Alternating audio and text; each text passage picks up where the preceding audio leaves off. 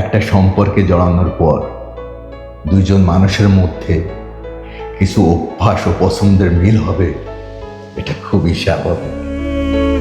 কিন্তু সেই সম্পর্ক টিকিয়ে রাখতে যখন একজন পার্টনারকে তার চিরচেনা সত্তা, শখ, পছন্দ, পোশাকের স্টাইল সবকিছু বিসর্জন দিতে হয়, তখন তাকে ডার্ক সাইকোলজির ভাষায় কি বলে জানেন? Identity eraser. কিছু চতুর ব্যক্তি তারা সব সময় চান যে তাদের পার্টনার সব সময় তাদের হুবহু ফটোকপি হয়ে থাকে, তাদের ছায়া হয়ে বেঁচে থাকুক।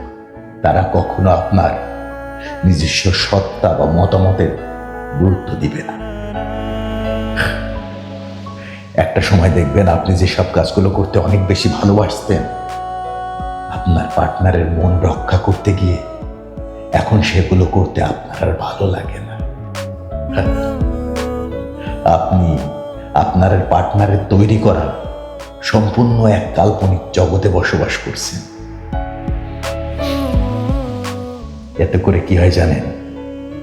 একটা মানুষের আত্মসম্মানবোধ, ব্যক্তিত্ব সবকিছু নষ্ট হয়ে যায়।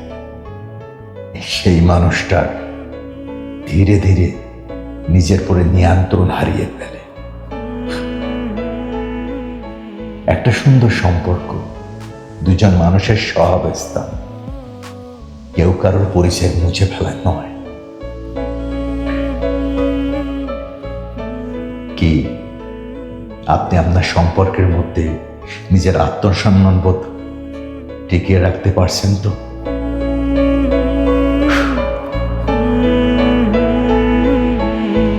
কমেন্টস করে জানান।